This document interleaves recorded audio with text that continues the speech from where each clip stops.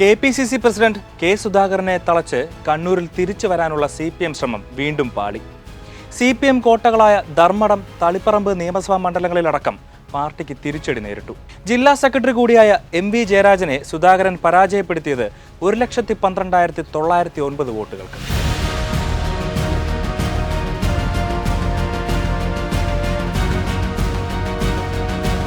മുഖ്യമന്ത്രിയുടെയും party സംസ്ഥാന സെക്രട്ടറിയുടെയും നിയമസഭാ മണ്ഡലങ്ങൾ കൂടി ഉൾപ്പെടുന്ന കണ്ണൂരിലെ തുടർ പരാജയം CPM-നെ ഏൽപ്പിച്ചത് വലിയ ആഘാതമാണ്.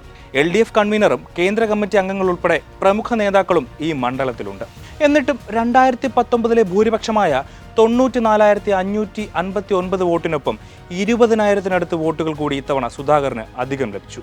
സുധാകരന്റെ ജയത്തേക്കാൾ CPM-ന് കണ്ണൂർ ജില്ലയിലുണ്ടായ വോട്ട് ചോർച്ചയാണ് അവരെ ആശങ്കപ്പെടുത്തുന്നത്. ജില്ലാ സെക്രട്ടറി തന്നെ മത്സരിച്ചിട്ടും പാർട്ടി മിഷണറികൾ ഉണർന്ന് പ്രവർത്തിച്ചില്ലേ എന്ന ചോദ്യവും ഉയരും.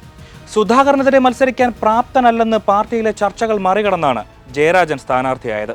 മുഖ്യമന്ത്രിയുടെ മണ്ഡലമായ ധർമ്മടം, പാർട്ടി സംസ്ഥാന സെക്രട്ടറിയുടെ മണ്ഡലമായ തളിപ്പറമ്പ് എന്നിവിടങ്ങളിൽ ഉൾപ്പെടെ സുധാകരന് പാർട്ടി സ്ഥാനാർത്ഥിയേക്കാൾ കൂടുതൽ വോട്ടുകൾ ലഭിച്ചതും വരും ദിവസങ്ങളിൽ CPM-ൽ വലിയ ചർച്ചയാവും.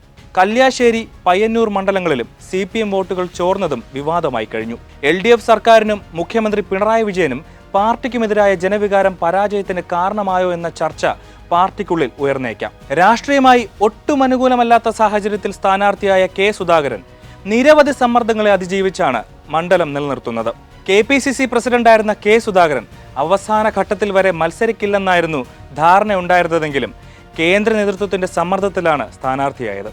നേരത്തെ കെ സുധാകരന്റെ വലം കൈയായിരുന്ന C രഘുനാഥ് കൂറുമാറി NDA സ്ഥാനാർത്ഥിയായിട്ടും കാര്യമായ നേട്ടം BJPക്ക് മണ്ഡലത്തിൽ ഉണ്ടാക്കാൻ കഴിഞ്ഞില്ല.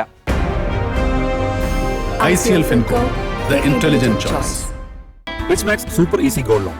ഏറ്റവും ലളിതമായ പ്രോസസ്സിംഗ്, ഉടനടി പണം ലഭിക്കുന്നു, ഒപ്പം കുറഞ്ഞ പലിശ നിരക്ക്.